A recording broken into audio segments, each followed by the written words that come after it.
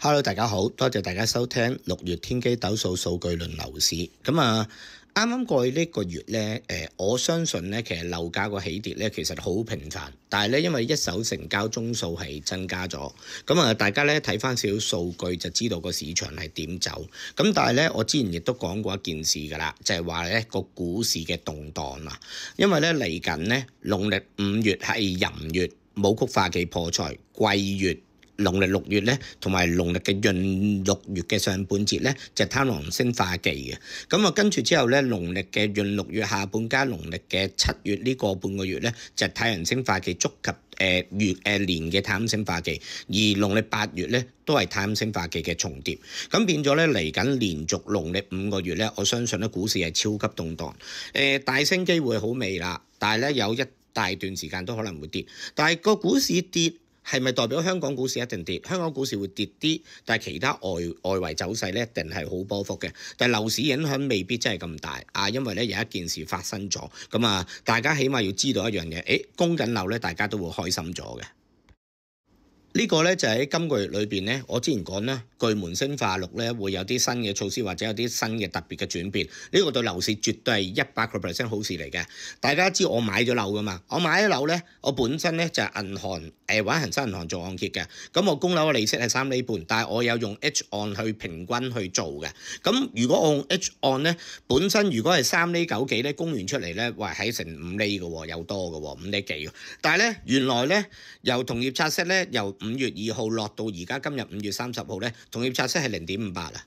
咁咧我自己撳一撳計數機，原來咧如果我本身係供10,500蚊咧，而家供8,000左右嘅啫。咁即係話代表咧，如果我供樓嗰個利息咧，嗰個比例爭少咗30%啦。咁但係當然唔係個 percentage 少咗30%，而係你個同業拆息由3厘9，我哋以1個月嚟計去到0.58啦。咁所以咧，如果咧你真係供緊樓嘅人，或者你而家買咗樓要去供樓嘅人咧，一定你要記得要做 H 按同埋 P 按要平衡嘅，因為 P 按都仲係3厘半。不過嚟緊咧，我相信咧美國減息係必須嘅，即係香港跟隨亦都肯定㗎啦。如果唔係咧，個同業拆息唔會咁樣大跌法嘅。俾多一次美國議息嗰個時間俾大家睇。咁我而家咁講啦嚇，呢個5月8號之前已經係冇加到啦，冇加冇減啦。即係話新歷喺美國嘅6月18號。係減息機會高，而香港點都跟隨啊！因為你同業拆息咁樣爆落嚟咧，佢一定會高。即係如果真正嘅利息，上年9月開始有減息咧，同業拆息都冇咁樣跌法㗎。但係而家同業拆息咁樣跌法咧，嚟緊嘅減息咧，香港咧一定係會跟隨減得多，所以 P 按都一定會跟落㗎啦。咁6月18同7月30究竟減幾多？我唔敢講啦。可能呢兩次裏邊各減4分1厘已經落翻3厘啦。咁但係我覺得如果你有做 H 按嘅話，而家都係嗰句啦，供2厘以內添嘅，咁所以你已經唔使理呢樣嘢。你新買樓做嘅按揭利息一定係起碼低咗。但係我再講多一件事先，因為咧其實而家租金水平咧過去呢2年幾個樓市係跌咗20幾個 percent，有啲地方係跌30幾個 percent 㗎。咁但係咧嗰個租金水平係冇跌到㗎。咁所以咧如果利息咧去大幅下跌咧，個供樓個供款咧個比例咧同本身咧嗰個我哋叫做咧利息差距同埋嗰個租金嗰個差距咧。租金向上，利息下跌咧，變咗咧會有好多樓，你隨時買一層樓咧，可能咧做7成按揭咧，基本上人哋已經幫你供噶啦。我大埔層樓8%就係咁啦，咁我而家咧仲有幾千蚊袋添嘅做7成按揭已經。咁所以咧，如果咧你揾到一啲高租金回報嘅樓，你絕對可以買我再講多次，因為呢段時間咧，我唔敢講嚟緊樓市係即刻反彈，但係如果再奠定6月18號議息減息。再減，究竟係減4分1厘，會唔會減半厘？唔知。但係如果呢個奠定咗呢件事嘅話，你更加喺未來日子裏邊咧，美國可能減多1至2次息，香港都一定跟隨咧。P 按已經係3厘樓下嘅話，如果減到嘅話咧，咁 H 按會係一個咁低水平咧，絕對咧係好值得買樓嘅嚇。我下低撳一撳翻12月29號個中原城市領先指數就係137.64，而家個中原城市領先指數係136.24。咁有時咁講啦，佢會有少少嘅滯後啊，但係咧其實咧400萬樓下嘅樓係真係反彈緊嘅。係真係反彈緊。我相信比起最低位上年11、2月，其實我覺得係最低位嚟嘅。咁當然，而家嗰個我一講到中原領先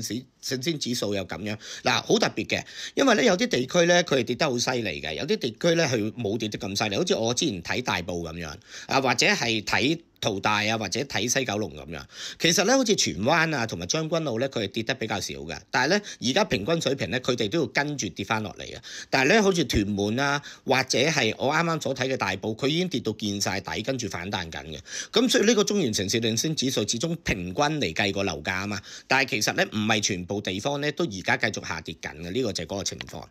嗱，俾大家睇埋嗰個情況啦。啱啱過去上一個月咧。喺呢個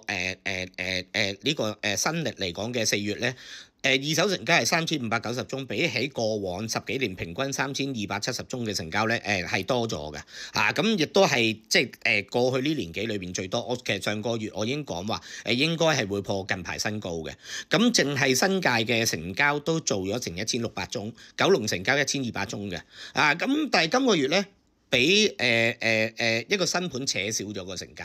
因為今個月新盤應該如果埋單去到而家，我去到計到29號啊，因為我30、31我計唔到噶啦咁我估計多100幾200宗咯。咁淨係馬鞍山嘅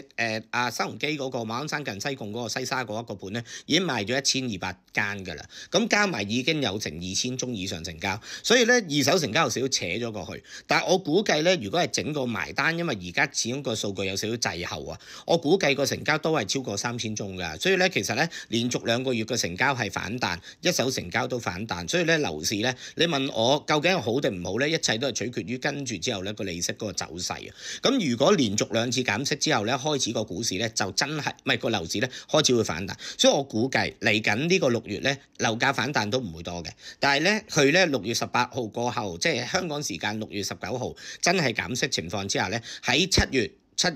去再跟多一次減息咧，我相信咧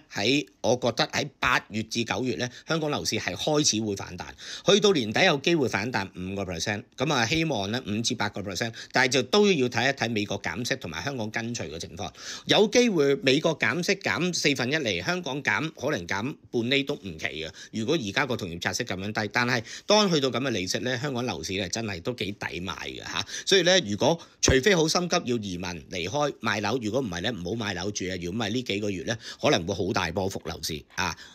喺度講多少少補充啊，因為始終個股市波幅好大嘅。但係我覺得今次嘅股市，如果係香港股市跌，都係跌1000幾2000點喺未來幾個月。咁但係我唔覺得直接影響個樓市嘅。咁但係樓市有呢個